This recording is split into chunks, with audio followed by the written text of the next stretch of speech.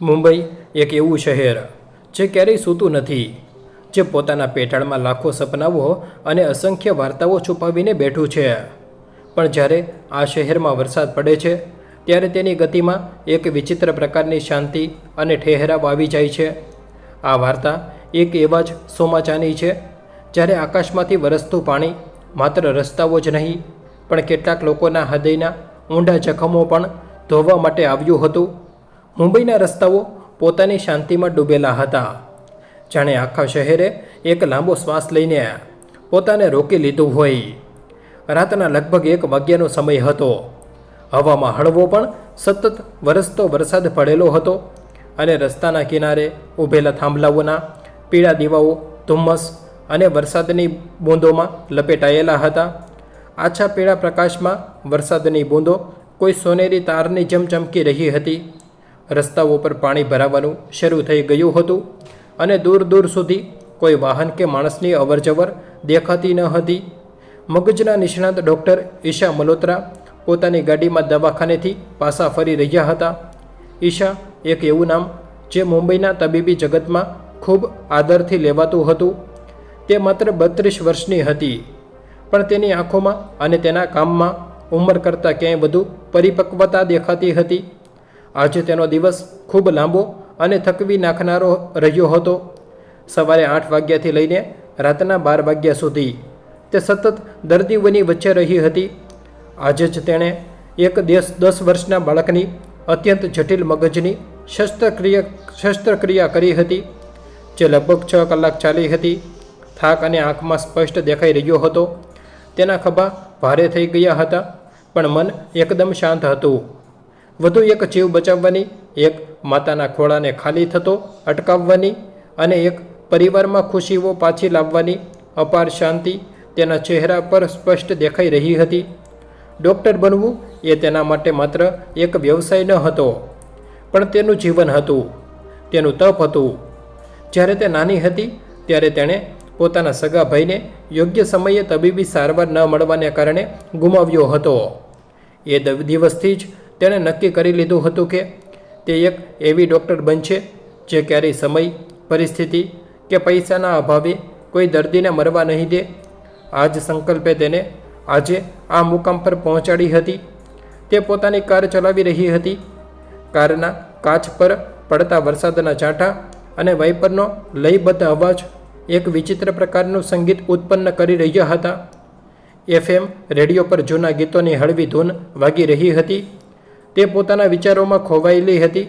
ઘર પહોંચીને ગરમ કોફી પીવાનો અને પથારીમાં પડવાનો વિચાર તેને થોડી રાહત આપી રહ્યો હતો, પરંતુ થોડી જ વારમાં તેનું જીવન પણ એક એવા વળાંક પર પહોંચવાનું હતું જ્યાં તેને પોતે પોતાના શ્વાસ કોઈ બીજા માટે રોકવા પડશે અને તેની આખી દુનિયા બદલાઈ જવાની હતી. અચાનક એક નિર્જન અને અંધારા વળાંક પર એવી નજર રસ્તાના કિનારે પડી. વરસાદ ખૂબ તેજ હતો અને દૃશ્યતા ખૂબ ઓછી હતી, છતાં કારની હેડલાઇટના પ્રકાશમાં તેણે કંઈક જોયું. કોઈ માણસ રસ્તાની બાજુમાં કાદવ અને પાણીના ખાબોચિયામાં પડેલો હતો.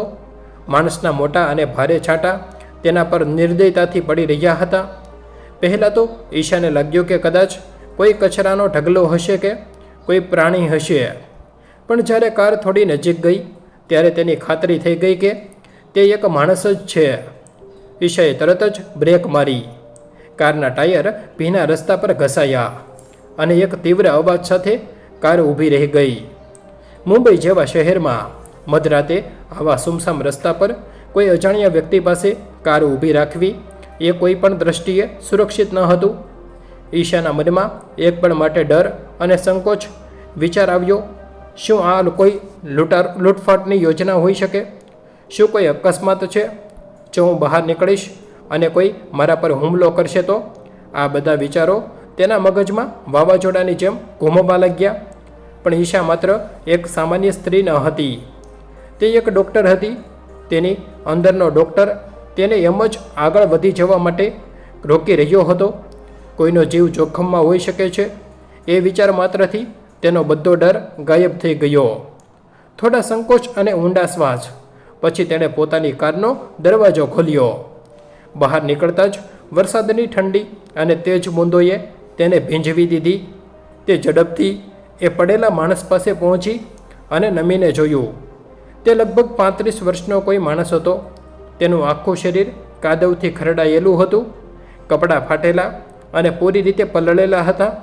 તેનો એક હાથ કોઈ વિચિત્ર અને સ્વાભાવિક રીતે વળેલો હતો, જે કોઈને જ લાગતું હતું કે કદાચ હાડકું તૂટી ગયું છે. ઈશાએ પોતાના મોબાઈલથી ફ્લેશ લાઇટ ચાલુ કરી અને તેના ચહેરા પર પાડી. તેનો ચહેરો ધૂળ અને લોહીથી લથપથ હતો. હોઠ એકદમ સુકાઈ ગયેલા અને સફેદ પડી ગયા હતા. ઈશાએ 2 આંગળીઓ તેના ગળા પાસે રાખીને નાડી તપાસી. નાડી ખૂબ જ નબળી અને ધીમી હતી. છાતી માંડ માંડ ધીમે ધીમે ઉપર નીચે થઈ રહી હતી. તેના શ્વાસ કોઈ તૂટતા દોરા જેવા હતા, જે ગમે ત્યારે તૂટી શકે તેમ હતા. ઈશાએ આસપાસ જોયું. કોઈ વાહન ન હતું કે જેણે અકસ્માત કર્યો હોય. તેણે ઝડપથી એ માણસના ખિસ્સા તપાસ્યા કે કદાચ કોઈ ઓળખપત્ર, પાકીટ કે મોબાઈલ ફોન મળી જાય, જેનાથી તેના પરિવારનો સંપર્ક થઈ શકે. પણ કશું જ ન મળ્યું. કોઈ પૈસા ન હતા, ન કોઈ સંપર્ક સાધન, ન પાકીટ. માત્ર તેના ગળામાં એક જૂની કાળી પડી ગયેલી સાંકળ હતી, જેમાં એક નાની કંઈક અંશે તૂટેલી વીંટી લટકી રહી હતી. આ વીંટી કદાચ તેના માટે ખૂબ જ મહત્ત્વની હતી, કારણ કે બેભાન અવસ્થામાં પણ તેનો બીજો હાથ એ સાંકળની નજીક છાતી પર રખાયેલો હતો. ઈશા સમજી ગઈ કે જો આ માણસને અહીં જ છોડી દેવામાં આવશે તો સવાર સુધીમાં તે ચોક્કસ મૃત્યુ પામશે. અતિશય રક્તસ્રાવ અને ઠંડીના કારણે તેનું શરીર હાઇપોથર્મિયાના શિકાર બની રહ્યું હતું. ઈશાની અંદરનો ડૉક્ટર પૂરી રીતે જાગી ગયો. તેણે કંઈ પણ વિચાર્યા વગર પોતાની પૂરી તાકાત ભેગી કરીને એ માણસને ઊંચો કરવાનો પ્રયત્ન કર્યો. માણસનું વજન વધારે હતું અને બેભાન હોવાને કારણે તે સાવ નિર્જીવ જેવો લાગતો હતો. વરસાદને કારણે ઘણું લપસપણું થઈ ગયું હતું. ઈશાના પગ પણ કાદવમાં લપસી રહ્યા હતા. પોતાના કિંમતી કપડાં ખરાબ થઈ રહ્યા છે કે કારની સીટ બગડી જશે તેવો કોઈ જ વિચાર તેના મનમાં ન હતો. ઘણી જહેમત અને સંઘર્ષ પછી તેણે તેને પોતાની ગાડીની પાછળની સીટ પર સુધી પહોંચાડ્યો. તેણે ગાડીનો દરવાજો ખોલ્યો અને તેને ધીમેથી અંદર સુવડાવ્યો. માણસના માથામાંથી નીકળતું લોહી સીટ કવર પર ફેલાવા લાગ્યું. ઈશાએ પોતાની કારમાં રાખેલી ફર્સ્ટ એડ કિટમાંથી એક મોટો પાટો કાઢ્યો અને એના માથા પર કસીને બાંધી દીધો, જેથી લોહી વહેતું અટકે. તેણે કારનો દરવાજો બંધ કર્યો અને પોતે ડ્રાઈવર સીટ પર બેઠી.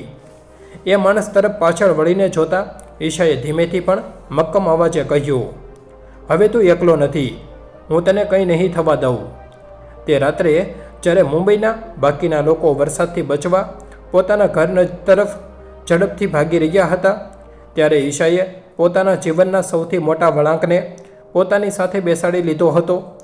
તેણે કાર સ્ટાર્ટ કરી અને સીધી પોતાના હોસ્પિટલ તરફ ભગાવી. રસ્તામાં તેણે હોસ્પિટલના ઇમરજન્સી વોર્ડમાં ફોન કરી દીધો હતો. હેલો સિસ્ટર, હું એક ક્રિટિકલ પેશન્ટને લઈને આવું છું. હેડ ઇન્જરી છે, પલ્સ ડ્રોપ થઈ રહી છે, ઓટી રેડી રાખો અને બ્લડ બેંકને જાણ કરી દો. તેણે ઝડપથી સૂચનાઓ આપી. તેનું મન અત્યારે પલળેલા કપડાં કે ઠંડી વિશે નહોતું વિચારી રહ્યું. તેનું લક્ષ્ય માત્ર ને માત્ર ગાડીની પાછળ પડેલા એ અજાણ્યા જીવને બચાવવાનું હતું. થોડી જ મિનિટોમાં કાર હોસ્પિટલના ઇમરજન્સી ગેટ પાસે ઊભી રહી. વોર્ડ બોય અને નર્સો સ્ટ્રેચર લઈને તૈયાર જ હતા. કારનો દરવાજો ખોલતા જ તેને તાત્કાલિક સ્ટ્રેચર પર લેવામાં આવ્યો. ડૉક્ટર ઈશા, તમે પૂરા ભીંજાઈ ગયા છો, એક નર્સે ચિંતાતુર સ્વરે કહ્યું. મારી ચિંતા છોડો, પેશન્ટનું બીપી ચેક કરો અને આઈઈવી ફ્લુઇડ સ્ટાર્ટ કરો. ઈશાએ દોડતા દોડતા જ આદેશ આપ્યો. ઇમરજન્સી વોર્ડના ઉજાળા પ્રકાશમાં એ માણસની હાલત વધુ ગંભીર દેખાઈ રહી હતી. તેના માથા પર એક ઊંડા ઘા હતો. કદાચ કોઈ ભારે વસ્તુથી હુમલો કરવામાં આવ્યો હતો અથવા તો તે કોઈ ઝડપી વાહન સાથે ટકરાયો હતો. તેનો હાથ 2 જગ્યાએથી ફ્રેક્ચર હતો અને શરીરમાં પાણી અને લોહીની ભારે ઉણપ હતી. ઈશાએ ભીના કપડામાં જ તેના પ્રાથમિક ટેસ્ટ શરૂ કરી દીધા. એક્સરે અને સીટી સ્કેન કરાવવામાં આવ્યા. સુદાગ્યે મગજની અંદર કોઈ મોટો આંતરિક રક્તસ્રાવ ન હતો, પણ આઘાત અને લોહી વહી જવાને કારણે તે કોમા જેવી સ્થિતિમાં સરી ગયો હતો. તેને તાત્કાલિક લોહી ચડાવવામાં આવ્યું અને તેના ઘા સાફ કરીને ટાંકા લેવામાં આવ્યા. તૂટેલા હાથ પર પ્લાસ્ટર કરવામાં આવ્યું. આ બધી પ્રક્રિયામાં લગભગ 3 કલાકનો સમય વીતી ગયો. પરોઢિયાના 4 વાગવા આવ્યા હતા. બહાર હજુ પણ વરસાદનો કહેર ચાલુ જ હતો, પણ હોસ્પિટલના એ આઈસીયુ રૂમમાં મશીનોના બીપ અવાજ વચ્ચે એક માણસના શ્વાસ ધીમે ધીમે સ્થિર થઈ રહ્યા હતા. જ્યારે બધું નિયંત્રણમાં આવી ગયું ત્યારે ઈશા પોતાના કેબિનમાં ગઈ. તેણે હોસ્પિટલમાં રાખેલા પોતાના અવેજી કપડાં પહેર્યા. અરીસામાં પોતાનો ચહેરો જોયો. આંખોમાં ઊંઘના કોઈ નિશાન ન હતા, માત્ર એક થાક અને સંતોષની મિશ્ર લાગણી હતી. તે પાછી આઈસીયુમાં ગઈ. એ અજાણ્યો માણસ હવે શાંતિથી સૂતો હતો. જીવનરક્ષક મશીનો તેની સ્થિતિ સામાન્ય બતાવી રહ્યા હતા. ઈશા એક ખુરચી ખેંચીને તેના પલંગ પાસે બેઠી. તેણે ધ્યાનથી તેના ચહેરા તરફ જોયું. કાદવ અને લોહી સાફ થયા પછી તેનો ચહેરો ખૂબ જ શાંત અને નિર્દોષ લાગી રહ્યો હતો. તેની ઉંમર કદાચ ઈશા જેટલી જ હશે. તેના ચહેરા પર સંઘર્ષની રેખાઓ સ્પષ્ટ દેખાતી હતી. ઈશાની નજર ફરીથી એ સાંકળ અને તૂટેલી વીંટી પર ગઈ, જે નર્સે સાફ કરીને તેના ઓશિકા પાસે મૂકી હતી. તે વીંટી કોઈ સામાન્ય ધાતુની હતી, પણ તેને જે રીતે સાચવવામાં આવી હતી તે બતાવતું હતું કે તેની સાથે કોઈ બહુ મોટી ભાવના જોડાયેલી હશે. ઈશા વિચારવા લાગી, કોણ હશે આ માણસ? ક્યાંથી આવ્યો હશે? એનો કોઈ પરિવાર નહીં હોય જે એની રાહ જોતો હશે? આ વીંટી કોની હશે? શું એણે કોઈને પ્રેમ કર્યો હશે જે હવે આ દુનિયામાં નથી, કે પછી આ કોઈ એવો સંબંધ છે જે અધૂરો રહી ગયો છે? આટલા મોટા શહેરમાં લાખોની ભીડમાં એક માણસ આવી રીતે રસ્તા પર લાવારીસ હાલતમાં મળી આવે, એ હકીકત જ ઈશાના હૃદયને વિચલિત કરી રહી હતી. તેને ફરી એકવાર પોતાના ભાઈની યાદ આવી ગઈ, જેણે કદાચ અંતિમ ક્ષણોમાં આવી જ પીડા અને એકલતા અનુભવી હશે. ઈશાએ મનોમન નક્કી કરી લીધું કે જ્યાં સુધી આ માણસ પૂરી રીતે સાજો નહીં થઈ જાય અને તેના વિશે જાણકારી નહીં મળે, ત્યાં સુધી તે તેની સંપૂર્ણ જવાબદારી લેશે.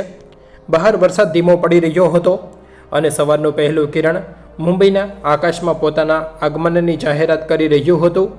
પણ આ હોસ્પિટલના રૂમમાં ઈશા અને એ અજાણ્યા માણસ માટે એક નવી જ સવારની શરૂઆત થઈ રહી હતી. તે માણસ સળંગ 3 દિવસ સુધી બેભાન રહ્યો. આઈસીયુના એ ઠંડા અને જંતુનાશક દવાઓની ગંધવાળા ઓરડામાં માત્ર મશીનોના લયબદ્ધ અવાજો જ ગૂંજતા રહ્યા. મુંબઈનો એ અવિરત વરસાદ પણ જાણે એ 3 દિવસ સુધી રોકાવાનું નામ નહોતો લેતો. આકાશ ઘેરાયેલું હતું અને દવાખાનાની મોટી કાચની બારીઓ પર અથડાતા વરસાદના છાંટા અંદર સૂતેલા એ દર્દીની સ્થિતિ સાથે એક વિચિત્ર તાલ મિલાવી રહ્યા હતા.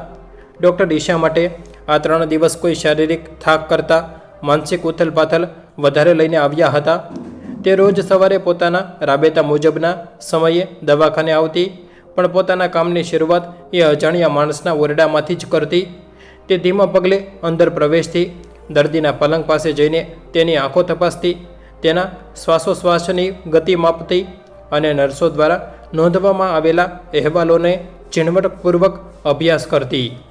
તેની તબીબી સ્થિતિ ધીમે ધીમે સુધરી રહી હતી, પણ તે ભાનમાં નહોતી આવી રહ્યો. તપાસ પૂરી કર્યા પછી ઈશા થોડીવાર માટે એ પલંગ પાસે મૂકેલી ખુરશી પર બેસી જતી અને શાંતિથી બારીની બહાર વરસતા વરસાદને જોતી રહેતી. ક્યારેક ક્યારેક એ અજાણ્યા ચહેરા તરફ જોતા ઈશાને એક વિચિત્ર પ્રકારનો ભાસ થતો. તેને લાગતું કે જાણે તે આ અજાણ્યા માણસને પહેલાં પણ ક્યાંક જોઈ ચૂકી છે, કોઈ વીતી ગયેલી યાદમાં, કોઈ સ્વપ્નમાં, કે પછી કોઈ અધૂરા રહી ગયેલા વચનમાં. તેના મગજનો તાર્કિક હિસ્સો કહેતો હતો કે આ માત્ર તેનો ભ્રમ છે, પણ હૃદયનો એક ખૂણો સતત એમ કહી રહ્યો હતો કે આ માણસનું તેના જીવનમાં આ રીતે અચાનક આવવું તે માત્ર કોઈ સંયોગ નથી. આ દરમિયાન પોલીસ નિરીક્ષક દેસાઈ પણ દવાખાને આવીને તપાસ કરી ગયા. ડૉક્ટર મેડમ, તમે આખા મુંબઈના મિસિંગ પર્સન, ખોવાયેલા લોકોના રેકોર્ડ ચકાસી લીધા છે. આજુબાજુના પોલીસ સ્ટેશનમાં પણ જાણ કરી દીધી છે, પણ આ માણસ વિશે કોઈ જ માહિતી મળતી નથી. નિરીક્ષક દેસાઈએ હતાશા સાથે કહ્યું. કોઈ ઓળખપત્ર, કોઈ નિશાન? ઈશાએ પૂછ્યું. કશું જ નહીં. તેના કપડાં પણ સાવ સામાન્ય હતા અને તેના પર કોઈ ટેલરનું નામ કે માર્કો ન હતો. બસ પેલી જૂની સાંકળ અને વીંટી સિવાય તેની પાસે કશું જ ન હતું. જાણે કે આ માણસનો કોઈ ભૂતકાળ જ ન હોય. અથવા તો કોઈ તેને ઈરાદાપૂર્વક લાવારીસ હાલતમાં ફેંકી ગયું છે. દેસાઈએ પોતાની નોંધપોથી બંધ કરતાં કહ્યું, જ્યારે તે ભાનમાં આવે ત્યારે કદાચ સાચી હકીકત બહાર આવશે. ત્રીજા દિવસે સાંજે જ્યારે મુંબઈના આકાશમાં વાદળો થોડા વિખેરાયેલા હતા અને સૂર્યનો આછો સોનેરી પ્રકાશ દવાખાનાના કાચમાંથી છળાઈને આઈસીયુના ઓરડામાં પ્રવેશી રહ્યો હતો, ત્યારે ઈશા ઓરડામાં ગઈ. તે દર્દીના અહેવાલો વાંચી રહી હતી.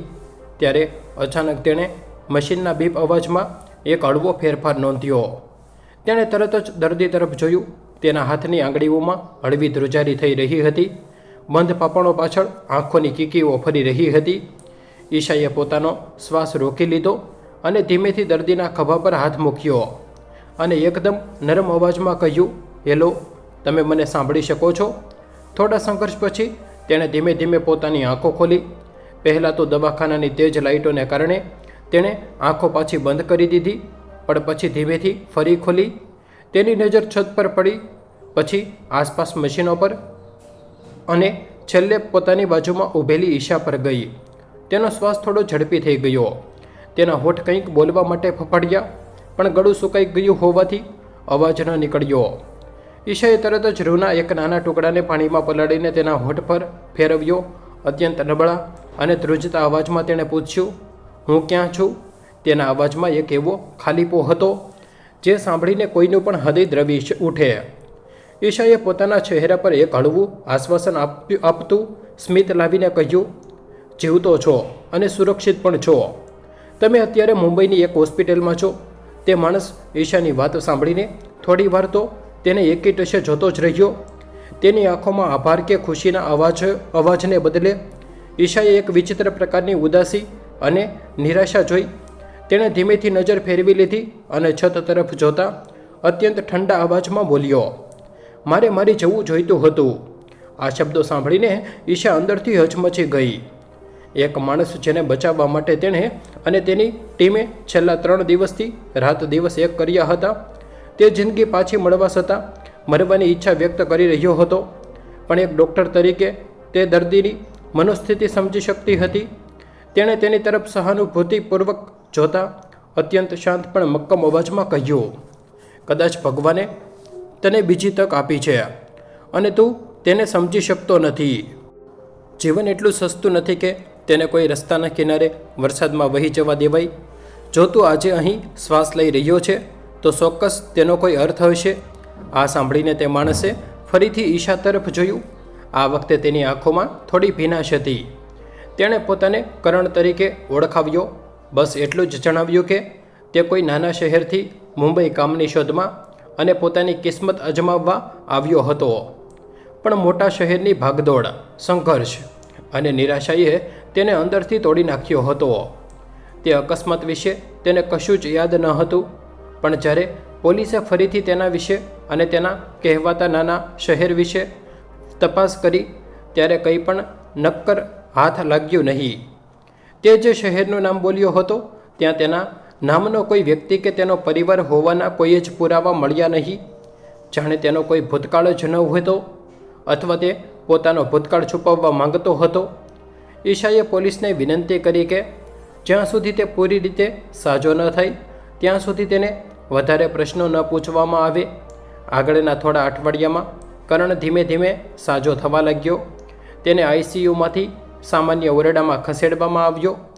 કરણનો સ્વભાવ અત્યંત શાંત અને અંતઃમુખી હતો, પણ તેનામાં એક વિચિત્ર પ્રકારનું આકર્ષણ હતું. જેમ જેમ તેનું શરીર સાજું થતું ગયું તેમ તેમ તેનું અસલી વ્યક્તિત્વ બહાર આવવા લાગ્યું. દવાખાનાની ઔપચારિકતાઓ અને સફાઈ કર્મચારીઓ વચ્ચે તે ખૂબ જ લોકપ્રિય થઈ ગયો. નર્સો અંદરો અંદર વાતો કરતી કે આ કરણભાઈ તો કોઈ દર્દી નથી, પણ જાણે કોઈ દેવદૂત હોય. જ્યારે પણ તેને પથારીમાંથી ઊભા થવાની છૂટ મળી ત્યારે તે પોતાનો મોટા ભાગનો સમય બીજા દર્દીઓની મદદ કરવામાં વિતાવતો. તે રોજ સવારે દવાખાનાના બગીચામાં કે પરસાળના બાકડા પર બેઠેલી જોવા મળતો. બાળરોગ વિભાગના કોઈ ઉદાસ કે રડતા બાળકને રમકડા બનાવીને કે વાર્તાઓ કહીને હસાવવાનો પ્રયત્ન કરતો. કોઈ વૃદ્ધ દર્દી તેની પાસે કોઈ સંબંધી ન હોય તેમના માટે પાણી ભરી લાવતો. તેમને છાપું વાંચી સંભળાવતો કે તેમને ટેકો આપીને ચલાવતો. ઈશા આ બધું પોતાના કેબિનની બહારથી અથવા સીસીટીવી કેમેરા દ્વારા શાંતિથી જોતી રહેતી. એક એવો માણસ જે થોડા દિવસો પહેલાં મરવાની ઈચ્છા વ્યક્ત કરતો હતો તે આજે બીજા લોકોના જીવનમાં આશાનું કિરણ બની રહ્યો હતો. ઈશાને હવે સમજાઈ ગયું હતું કે કરણ કોઈ ગુનેગાર કે ખરાબ માણસ નથી, પણ સમય અને સંજોગોનો માર ખાધેલો એક સંવેદનશીલ જીવ છે. જ્યારે કરણ શારીરિક રીતે પૂરી રીતે સાજો થઈ ગયો અને તેને રજા આપવાનો સમય આવ્યો ત્યારે એક નવી સમસ્યા ઊભી થઈ. કરણ પાસે જવાની કોઈ જગ્યા ન હતી. પોલીસે ફાઇલ બંધ કરી દીધી હતી.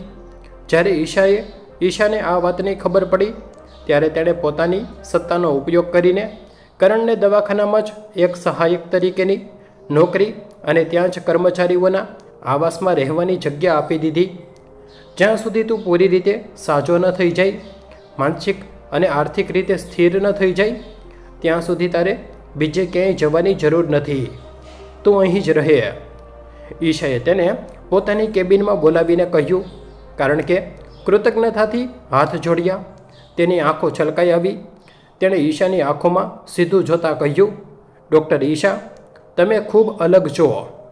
બાકીના લોકો તો બસ બીમારીની સારવાર કરે છે, દવાઓ આપે છે, પણ તમે તો મને ફરીથી જીવતા શીખવાડ્યું છે. તમે માત્ર મારા ઘા નથી રૂજવ્યા, મારો આત્મા પણ બચાવ્યો છે. ઈશાના હોઠ પર એક હળવું સ્મિત ફરકી ગયું. તેણે પોતાની ફાઇલ બાજુ પર મૂકી અને બારીની બહાર જોતા ધીમા સ્વરે કહ્યું, કદાચ એટલે કારણ કે હું પણ એક સમયે પોતે એવી જ રીતે અંદરથી ભાંગી પડી હતી. કોઈની પીડા સમજવા માટે ક્યારેક પોતે પણ એ પીડામાંથી પસાર થવું પડે છે. કરણ, આ એક નાનો એવો જવાબ કરણના મનમાં ઊંડે સુધી ઉતરી ગયો. તેને પહેલીવાર સમજાયું કે આટલી સફળ અને આત્મવિશ્વાસુ દેખાતી ડૉક્ટરની અંદર પણ કોઈ જૂનો જખમ છુપાયેલો છે. આ સંવાદ પછી બંને વચ્ચે એક એવો વણકહ્યો સંબંધ બંધાવા લાગ્યો જેને કોઈ નામ આપવું અઘરું હતું. એ પ્રેમ ન હતો, પણ પ્રેમથી ઓછું પણ ન હતું. તે એક અત્યંત શુદ્ધ આદરભાવ અને એકબીજાની પીડાને સમજવાની સમજણ પર ઊભો થયેલો સંબંધ હતો. ક્યારેક રાતની નોકરી, નાઇટ ડ્યુટી દરમિયાન જ્યારે આખું દવાખાનું શાંત થઈ જતું ત્યારે બંને લાંબી પરસાળમાં ચાલતા વાતો કરતા. તેમના હાથમાં ગરમ કોફી કે પીણું ભરેલા કપ રહેતા. તેઓ કલાકો સુધી ઈજામાંથી રાતનું મુંબઈ અને ક્યારેક વરસતો વરસાદ જોયા કરતા. તે સમયે ઈશાનો ચહેરો કોઈ શાંત સરોવર જેવો લાગતો હતો, અત્યંત ઊંડો, રહસ્યમય, પણ અકલ્પનીય, શાંતિથી ભરેલો. કરણ તેને જોતો રહેતો અને વિચારતો કે શું તે ક્યારેય આ અદ્ભુત સ્ત્રીનું ઋણ ચૂકવી શકશે? 6 મહિના પાણીના પ્રવાહની જેમ વીતી ગયા. દવાખાનાનું વાતાવરણ કરણના હોવાથી વધુ જીવંત બની ગયું હતું, પણ સમયનું ચક્ર હંમેશા એક સરખું નથી રહેતું. એક વાવાઝોડું શાંત થાય ત્યાં બીજું આકાર લઈ રહ્યું હોય છે. મુંબઈમાં શિયાળાની ગુલાબી ઠંડીએ દસ્તક આપી દીધી હતી. સવારનો સમય હતો અને હવામાં એક તાજગીભરી શુષ્કતા હતી. ઈશા હંમેશની જેમ પોતાની ગાડી લઈને દવાખાને પહોંચી. રોજ સવારે ગાડીમાંથી ઉતરતાની સાથે જ તેની નજર પરસાળ કે બગીચા તરફ જતી, જ્યાં કરણ હંમેશા કોઈની મદદ કરતો કે બાળકો સાથે રમતો જોવા મળતો. તેની એક ઝલક ઈશાના આખા દિવસના થાકને દૂર કરવા માટે પૂરતી હતી. પરંતુ આજે સવારે વાતાવરણ કંઈક અલગ જ હતું. બગીચો ખાલી હતો. ઈશાએ વિચાર્યું કે કદાચ તે કંઈક અંદર કંઈ દર્દી પાસે હશે. તેણે પોતાના કેબિનમાં જઈને કોટ પહેર્યો અને રાઉન્ડ પર નીકળી. તેણે આખું દવાખાનું ફરી વળ્યું. જનરલ વોર્ડ, બાળકોનો વિભાગ, દવા વિતરણ કેન્દ્ર, પર કરણ ક્યાંય દેખાયો નહીં. મિસ્ટર મેકવાન, કરણ ક્યાં છે? આજે સવારથી તે દેખાયો નથી. ઈશાએ મુખ્ય ઔપચારિકાને પૂછ્યું, મેડમ, મેં પણ તેને સવારથી જોયો નથી. ગઈકાલે રાત્રે તે મોડે સુધી અહીં જતો, પણ આજે સવારે તેની ડ્યુટી પર તે હાજર નથી. સિસ્ટર મેકવાને ચિંતા સાથે જવાબ આપ્યો. ઈશાના હૃદયમાં એક અજાણ્યો ડર ઘર કરવા લાગ્યો. તે ઝડપથી ચાલીને દવાખાનાના પાછળના ભાગમાં આવેલા કર્મચારીઓના આવાસ તરફ ગઈ. કરણના ઓરડાનો દરવાજો અડધો ખુલ્લો હતો. ઈશાએ ધીમેથી દરવાજો ધકેલ્યો અને અંદર પ્રવેશી. ઓરડો એકદમ સાફ અને વ્યવસ્થિત હતો. પથારી પર ચાદર કેવી રીતે પાથરેલી હતી, જાણે ત્યાં કોઈ સૂતું જ ન હોય. તેના થોડા કપડાં છે. ઈશાએ તેને અપાવ્યા હતા. તે કબાટમાં વ્યવસ્થિત ગોઠવાયેલા હતા, પણ કરણ ત્યાં ન હતો. અચાનક ઈશાની નજર નાના લાકડાના ટેબલ પર પડી.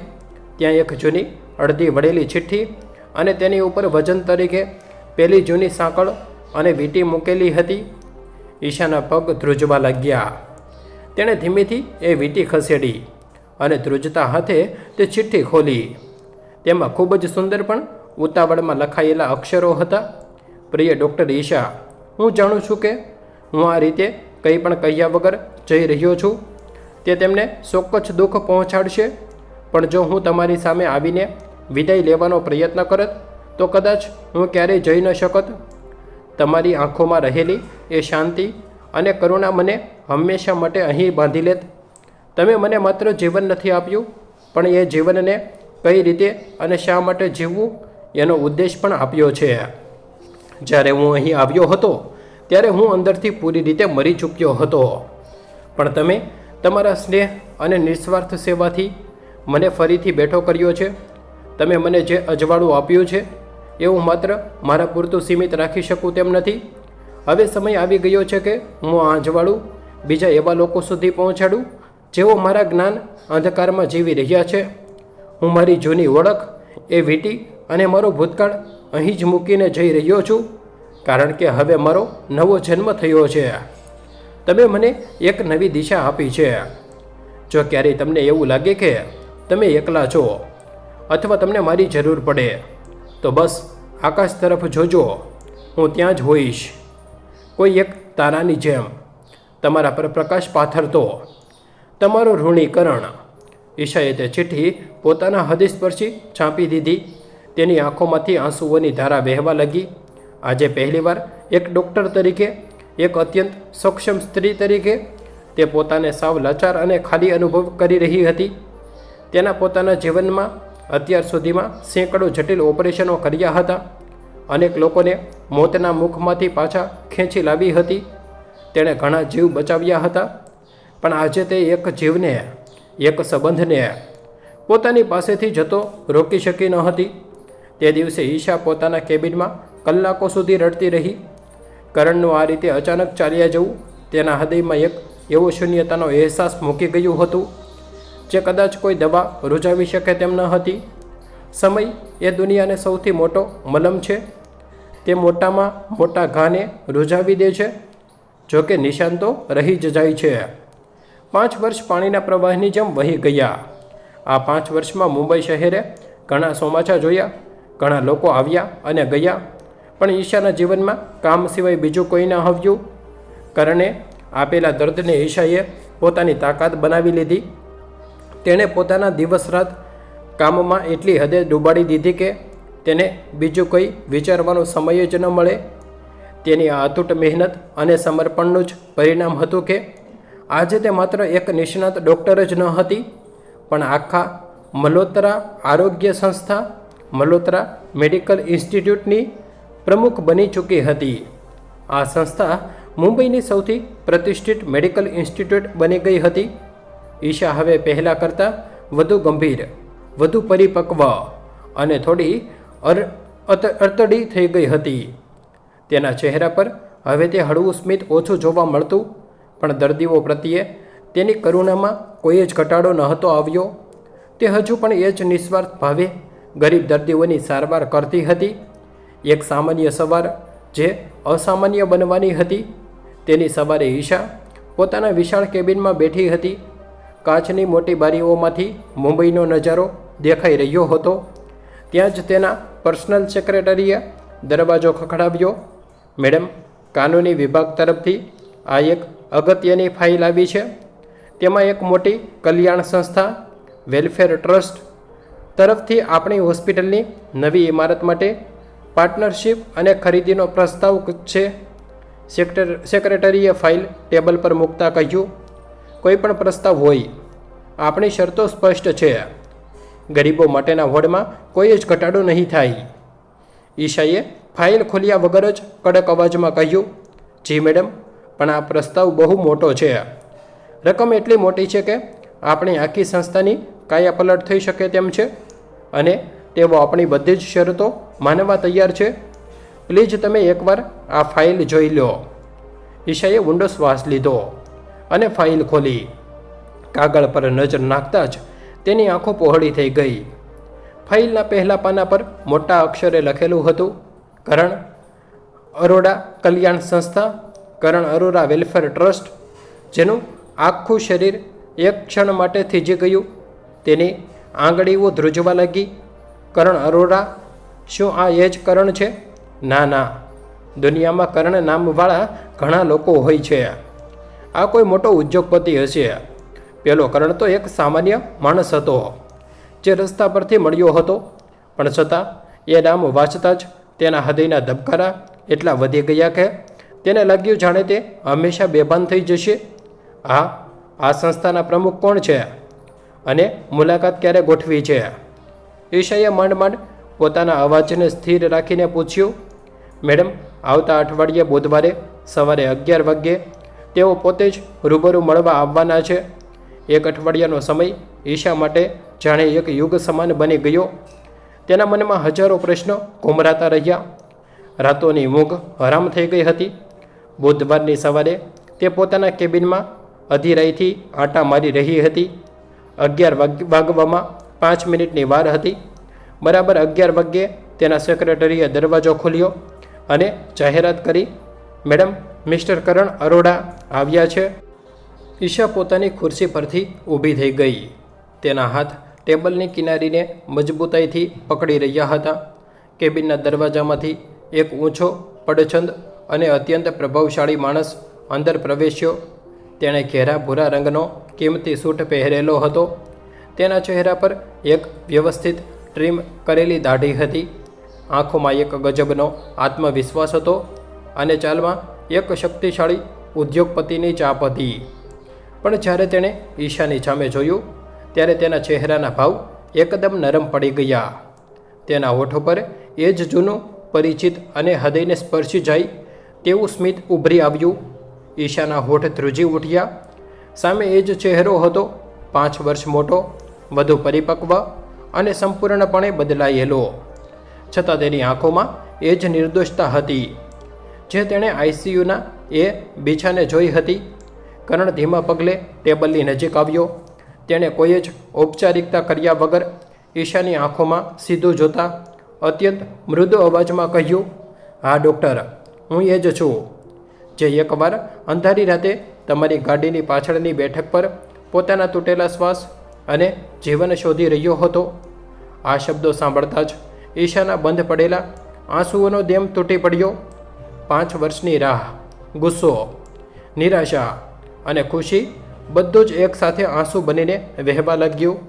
તે કશું જ બોલી શકી નહીં. બસ એ માણસને એકીટશે જોતી રહી. તે મૃત્યુના મુખમાંથી બહાર આવીને આજે તેની સામે જીવનનું એક નવું જ પ્રકરણ લઈને ઊભો હતો. બંને વચ્ચે થોડી ક્ષણો માટે એક ગહન મૌન છવાઈ ગયું.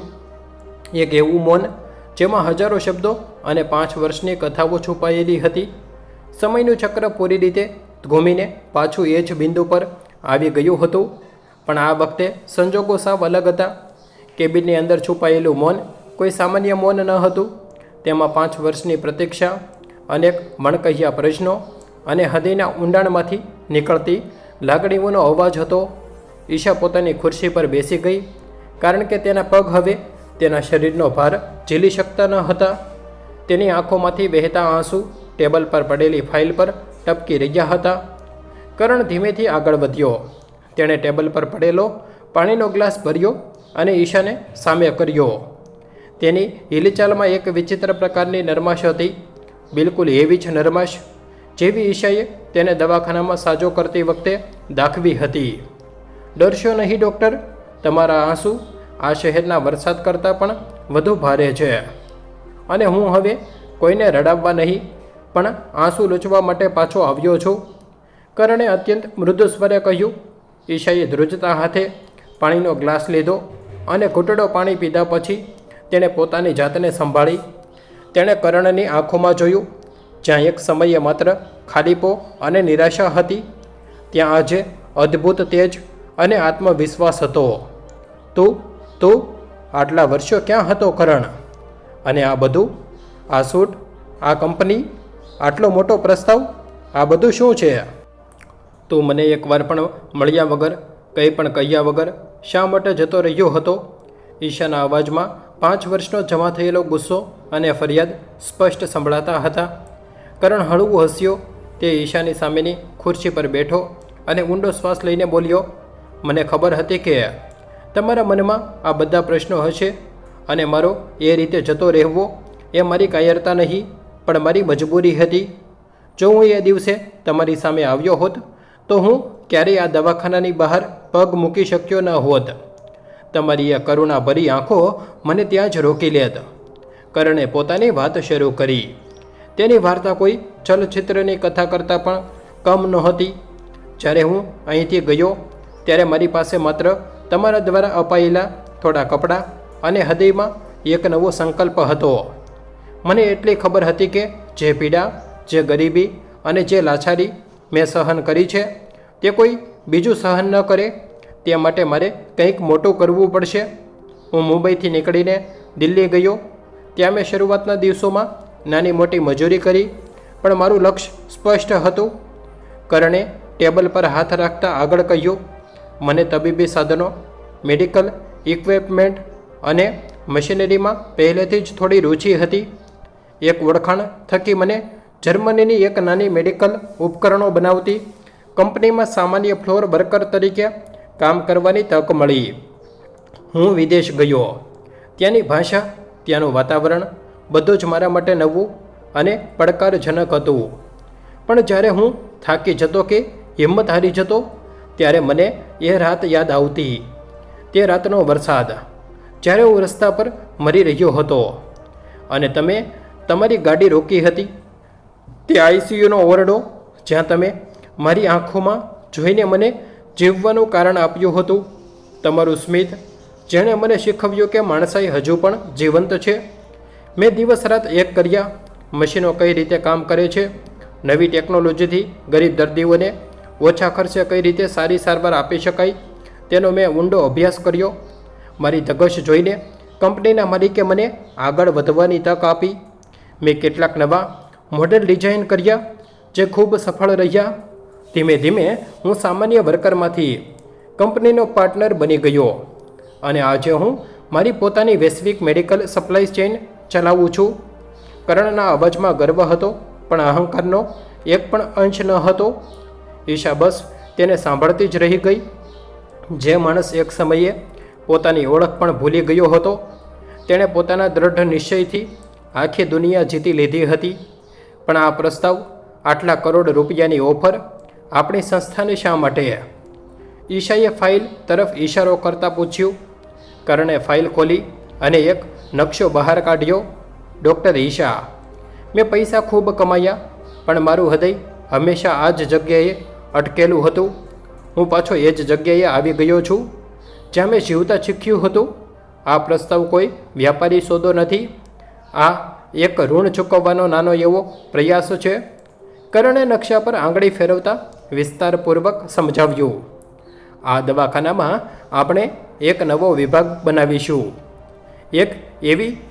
એક આખી નવી અને અત્યાધુનિક ઇમારત, અને તેનું નામ હશે આશા વિભાગ. આશા વિભાગની સૌથી મોટી વિશેષતા એ હશે કે ત્યાં કોઈ બિલ્ડિંગ કાઉન્ટર નહીં હોય. ત્યાં ગરીબમાં ગરીબ દર્દીને વિશ્વકક્ષાની સારવાર, શસ્ત્રક્રિયા અને દવાઓ તદ્દન મફત મળશે. કારણ કે માણસાઈની કોઈ કિંમત હોતી નથી અને આ તમામ ખર્ચ મારી સંસ્થા ઉઠાવશે. ઈશાની આંખો ફરીથી છલકાઈ ગઈ. તેણે ક્યારેય સ્વપ્નમાં પણ નહોતું વિચાર્યું કે જે બીજ તેણે અજાણતા એક અંધારી રીતે વાવ્યું હતું તે આજે આવું વિશાળ અને છાંયડો આપતું વૃક્ષ બની જશે. કરણ, આ બહુ જ મોટું કામ છે. તું એકલા હાથે આટલું મોટું જોખમ કેમ ઉઠાવી રહ્યો છે? ઈશાએ ગડગડા સાદે પૂછ્યું. કરણે સીધું ઈશાની આંખોમાં જોયું અને અત્યંત ભાવુક સ્વરે કહ્યું, ના, સારવાર તો તમે કરી હતી ડૉક્ટર. જ્યારે બાકીના બધા લોકો પોતાની ગાડીઓ લઈને આગળ વધી રહ્યા હતા ત્યારે તમે એક ક્ષણ અટકીને મારી સામે જોયું હતું. તમે મને માત્ર બચાવ્યો ન હતો પણ મને મારો ઉદ્દેશ આપી દીધો હતો. જો તમે તે રાત્રે રોકાયા ન હોત તો આજે આ આશા વિભાગનો કોઈ વિચાર જ ન હોત. તમે મને જે પ્રકાશ આપ્યો હતો તે જ પ્રકાશ હું હવે આખી દુનિયામાં ફેલાવવા માંગુ છું. ઈશાએ તેની તરફ જોયું અને 5 વર્ષ પછી પહેલીવાર તેના ચહેરા પર એ જૂનું મુક્ત અને હળવું હાસ્ય ફરી વળ્યું. તેણે ગર્વથી કહ્યું, તું હવે ડૉક્ટરો કરતાં પણ મોટી સારવાર કરી રહ્યો છે કરણ. કોઈ એકલ દોકલ જીવ બચાવવાનો કે ડૉક્ટરનું કામ છે, પણ હજારો લોકો માટે આશાનું કિરણ બનવું એ તો કોઈ દેવદૂત જ કરી શકે. બંને વચ્ચેની સત્તાવાર વાતચીત પૂરી થઈ ગઈ હતી પણ હૃદયની વાતો હજુ બાકી હતી. કરણે પોતાની ઘડિયાળમાં જોયું અને હળવાશથી કહ્યું, ડૉક્ટર, શું આપણી હોસ્પિટલની કેન્ટીનની કોફી હજુ પણ એટલી જ કડવી અને સ્વાદિષ્ટ છે? અને શું આપણે હજુ પણ પેલી પરસાળમાં ચાલી શકીએ? ઈશા હસી પડી. ચોક્કસ, કશું જ બદલાયું નથી સિવાય કે સમય. બંને પોતાના કેબિનમાંથી બહાર આવ્યા. આજે જ્યારે ઈશા કરણ સાથે હોસ્પિટલની પરસાળમાં ચાલી રહી હતી ત્યારે હોસ્પિટલના જૂના સ્ટાફની આંખો આશ્ચર્યથી પહોળી થઈ ગઈ હતી. મિસ્ટર મેકવાન તો કરણને જોઈને રડી જ પડ્યા હતા. કરણે દરેકને આદરથી નમસ્તે કર્યો અને જૂની યાદો તાજી કરી. બંને કોફીના કપ લઈને એ જ જૂના સજા પાસે જઈને ઊભા રહ્યા જ્યાં તેઓ 5 વર્ષ પહેલાં રાતની ડ્યુટી કરતી વખતે ઊભા રહેતા હતા. યોગાનો યોગ આજે પણ મુંબઈના આકાશમાં કાળા વાદળો ઘેરાયેલા હતા અને ધીમો ધીમો વરસાદ શરૂ થઈ ગયો હતો. વરસાદની બૂંદો કાચ પર અથડાઈ રહી હતી.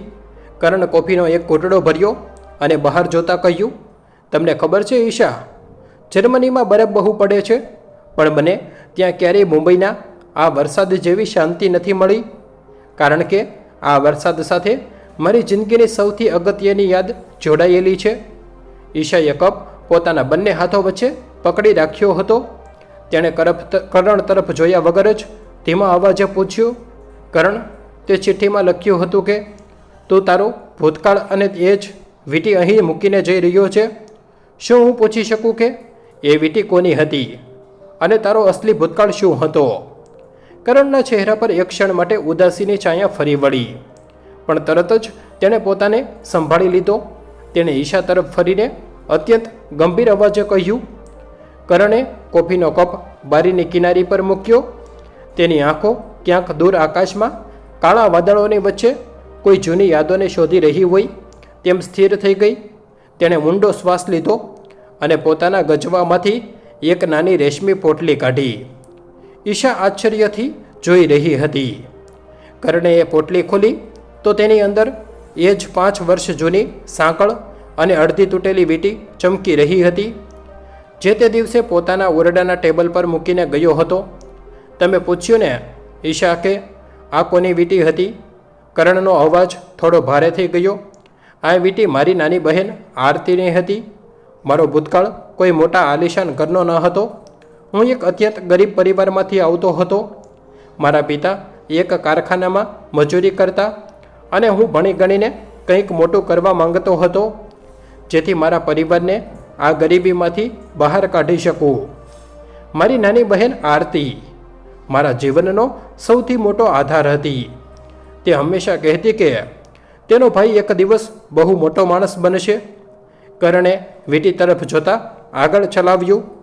જ્યારે હું મારા ઉચ્ચ અભ્યાસ માટે મુંબઈ આવવાનો હતો ત્યારે અમારી પાસે ટ્રેનની ટિકિટના પણ પૂરા પૈસા ન હતા. આરતીએ પોતાના ગલ્લામાંથી સિક્કાઓ ભેગા કર્યા અને રસ્તા પરના એક ફેરિયા પાસેથી આ સસ્તી ધાતુની વીંટી ખરીદીને મને આપી હતી. તેણે કહ્યું હતું કે ભાઈ, જ્યારે પણ તને એકલતા લાગે કે હિંમત હારી જાય ત્યારે આ વીંટી તરફ જોજે. આ તને યાદ અપાવશે કે તારી બહેન તારી સફળતાની રાહ જોઈ રહી છે. પણ મુંબઈ આવ્યા પછી કરણનો અવાજ રૂંધાઈ ગયો. શું થયું પછી? ઈશાએ અધીરાઈથી પૂછ્યું. મોટા શહેરમાં સપનાઓ જેટલી ઝડપથી બને છે એટલી ઝડપથી તૂટે પણ છે. હું અહીં એક નાની આઈટી ફર્મમાં નોકરી કરવા લાગ્યો, પણ નસીબને કંઈક બીજું જ મંજૂર હતું. એક રાત્રે મારા ગામથી ફોન આવ્યો કે ફેક્ટરીમાં લાગેલી ભયાનક આગમાં મારા પિતા અને આરતી બંને ગુમાવી ચૂક્યા છીએ. મારી પાસે ગામ પાછા જવાના પણ પૈસા ન હતા, અને જ્યારે હું ત્યાં પહોંચ્યો ત્યારે બધું જ રાખ થઈ ચૂક્યું હતું. મારી દુનિયા ઉજ્જડ થઈ ગઈ હતી. હું માનસિક રીતે પૂરી રીતે તૂટી ગયો હતો. મુંબઈ પાછા આવીને મેં મારી નોકરી ગુમાવી દીધી. રસ્તા ઉપર ભટકવા લાગ્યો. એ રાત્રે જ્યારે તમે મને બચાવ્યો તેના થોડા કલાકો પહેલાં જ મેં મારી બહેનનું છેલ્લું સ્મરણ સમજીને આ વીંટીને ગળામાં પહેરી લીધી હતી અને જીવનનો અંત લાવવા માટે રસ્તા પર નીકળી પડ્યો હતો. પણ કદાચ આરતીના આશીર્વાદ અને તમારી ભગવાનને મોકલેલી ગાડીએ મને મરવા ન દીધો. ઈશા કર્ણની આ વેદના સાંભળીને અવાક થઈ ગઈ. જે માણસ આજે કરોડોની સંસ્થાનો માલિક હતો તેની પાછળ આટલું મોટું દર્દ છુપાયેલું હતું. ઈશાએ ધીમેથી કર્ણના ખભા પર હાથ મૂક્યો.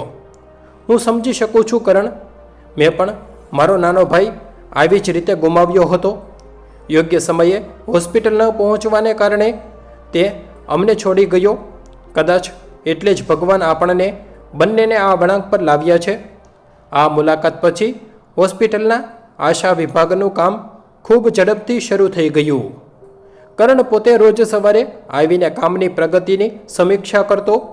ઈશા મેડિકલ સ્ટાફ અને આધુનિક મશીનોની યાદી તૈયાર કરવામાં વ્યસ્ત રહેતી. બંને વચ્ચેનો પ્રોફેશનલ તાલમેલ એટલો અદ્ભુત હતો કે માત્ર 6 મહિનાની અંદર જ મલ્હોત્રા આરોગ્ય સંસ્થાની બાજુમાં એક ભવ્ય 7 માળની અત્યાધુનિક ઇમારત ઊભી થઈ ગઈ. ઇમારતના મુખ્ય પ્રવેશદ્વાર પર સોનેરી અક્ષરોમાં લખાયેલું હતું, આશા વિભાગ, માનવતાનું મંદિર. ઉદ્ઘાટનનો દિવસ ખૂબ જ ભવ્ય હતો. મુંબઈના તબીબી જગતના મોટા મોટા નામો, પત્રકારો અને સેંકડો ગરીબ પરિવારો ત્યાં હાજર હતા. જ્યારે ઈશા અને કરણને સ્ટેજ પર રિબિન કાપવા માટે બોલાવવામાં આવ્યા ત્યારે આખું સભાખંડ તાળીઓના ગડગડાટથી ગૂંજી ઉઠ્યું. ઈશાએ માઇક હાથમાં લીધું અને ગદગદ સ્વરે કહ્યું, આ વિભાગ માત્ર ઈંટો અને સિમેન્ટથી બનેલી ઇમારત નથી. આ એક એવા માણસના વિશ્વાસ અને સંકલ્પનું પ્રતીક છે જેણે મોતના મુખમાંથી પાછા આવીને જીવનને એક નવો અર્થ આપ્યો છે. હું કરણ અરોડાનો આભાર માનું છું કે તેમણે આ શહેરની આટલી મોટી ભેટ આપી છે. જ્યારે કરણનો બોલવાનો વારો આવ્યો ત્યારે તેણે કંઈ મોટું ભાષણ ન આપ્યું. તેણે માત્ર એટલું જ કહ્યું, આ બધું મારું નથી. આ એ ડૉક્ટરની દેન છે જેમણે એક અંધારી રાતે માણસાઈ પરથી મારો ઉઠેલો વિશ્વાસ પાછો અપાવ્યો હતો. સારવાર મશીનોથી થાય છે, પણ સાજો માણસ બીજાના પ્રેમ અને આદરથી થાય છે. અહીં આવનાર દરેક વ્યક્તિ અમારો પરિવાર હશે. ઘણા વર્ષો વીતી ગયા, સમય વહેતો રહ્યો અને પોતાની સાથે ઘણી યાદોને આગળ વધારતો રહ્યો. ઈશા અને કરણની આ જુગલબંધીએ મુંબઈ જ નહીં પણ આખા દેશમાં તબીબી સેવાના ક્ષેત્રમાં એક ક્રાંતિ લાવી દીધી હતી. આશા વિભાગ આ લાખો લોકોની મફત અને સફળ સારવાર થઈ ચૂકી હતી. એક સાંજ મુંબઈના એ જ રસ્તા પર ફરીથી 5 વર્ષ અને હવે તો ઘણા વર્ષો પછી એવો જ મુશળધાર વરસાદ પડી રહ્યો હતો. આકાશમાં વીજળીના ચમકારા થતા હતા અને રસ્તાના કિનારે ઊભેલા પીળા દીવાઓ ધુમ્મસમાં લપેટાયેલા હતા. બરાબર એ જ વળાંક પર જ્યાં વર્ષો પહેલાં ઈશાની ગાડી અટકી હતી ત્યાં ફરીથી એક ગાડીને આવીને ઊભી રહી. જે ગાડીમાંથી એક નાની લગભગ 30-20 વર્ષની છોકરી જે કદાચ મેડિકલની વિદ્યાર્થીની હતી તે નીચે ઉતરી. વરસાદ ખૂબ તેજ હતો છતાં તેની નજર રસ્તાના કિનારે કાદવમાં પડેલા એક નાના ઘાયલ ગલુડિયા પર પડી. તે ધ્રુજી રહ્યું હતું અને તેનો પગ લોહીલુહાણ હતો. તે છોકરીએ પોતાના કિંમતી કપડાં કે વરસાદની ચિંતા કર્યા વગર એક ક્ષણનો પણ વિચાર લીધા વિના એ ગલુડિયાને હળવેથી ઉપાડ્યો અને પોતાના થેલામાં લપેટીને કારની પાછળ સીટ પર સુરક્ષિત મૂકી દીધું. જ્યારે તે ગાડીમાં બેસીને આગળ વધી ત્યારે તેની કારની લાઇટો રસ્તાની સામે આવેલા એક મોટા પાટિયા પર પડી. એ પાટિયા પર LED લાઇટોના નામ ચમકી રહ્યું હતું. કરણ અરોડા સ્મારક દવાખાનું, કરણ અરોડા મેમોરિયલ હોસ્પિટલ, જ્યાં દરેક જીવનનું મહત્ત્વ હતું છે અને હંમેશા રહેશે. વાર્તા બરાબર ત્યાં જ આવીને પૂરી થઈ જ્યાંથી શરૂઆત થઈ હતી, એક માણસાઈ ભરેલા વિરામ પર. કારણ કે ક્યારેક ક્યારેક જીવનની સૌથી સુંદર અને ભવ્ય યાત્રાઓ કોઈ મોટા પ્લાનિંગથી નહીં પણ રસ્તા પર લીધેલા એક નાના નિસ્વાર્થ વિરામથી શરૂ થાય છે. મિત્રો, દરેક વાર્તા આપણને કંઈક ને કંઈક મોટો પાઠ શીખવી જાય છે. ક્યારેક સંબંધોનું અમૂલ્ય મૂલ્ય, તો ક્યારેક જીવનનું કડવું પણ સુંદર સત્ય. જો ડૉક્ટર ઈશા અને કરણની આ સાચી પ્રેરણાદાયક અને હૃદય સ્પર્શી જાય તેવી વાર્તાએ તમારા હૃદયને ક્યાંક ને ક્યાંક સ્પર્શ કર્યો હોય તો આ વાર્તાને પસંદ એટલે કે લાઈક જરૂર કરજો. તમારા મૂલ્યવાન વિચારો અને પ્રતિભાવો નીચે કોમેન્ટ કરજો, કોમેન્ટ બોક્સમાં લખજો. કારણ કે તમારી વાતો, તમારા શબ્દો જ અમને એવી વધુ સુંદર વાર્તાઓ તમારી સમક્ષ લાવવાની શક્તિ અને પ્રેરણા આપે છે. આ ચલચિત્ર અને આ સંદેશાને તમારા મિત્રો, સ્નેહીજનો અને પરિવાર સાથે વધુમાં વધુ વહેંચજો, શેર કરજો, જેથી સમાજમાં આ માણસાઈ અને નિસ્વાર્થ સેવાની ભાવના વધુ લોકોના હૃદય સુધી પહોંચી શકે. અને હા, જો તમે પણ આવી જ પ્રેરણાદાયક, સાચી અને હૃદયના તાર જણજણાવી દે તેવી વાર્તાઓ નિયમિત સાંભળવા માંગતા હોય તો અમારી ચેનલ સબસ્ક્રાઈબ કરવાનું ભૂલતા નહીં, જેથી આગામી વાર્તાનો સંદેશો સૌથી પહેલાં તમારા સુધી પહોંચે. ખૂબ ખૂબ આભાર. જોડાયેલા રહેજો અમારી સાથે, કારણ કે દરેક વાર્તા પાછળ છુપાયેલો હોય છે જીવનનો એક નવો પાઠ અને નવી આશા. મળીએ છીએ ખૂબ જ ટૂંક સમયમાં એક નવા ચલચિત્ર અને એક અદ્ભુત નવી વાર્તા સાથે. ત્યાં સુધી પોતાનું અને પોતાના પરિવારનું ધ્યાન રાખજો. જય શ્રી કૃષ્ણ. ધન્યવાદ.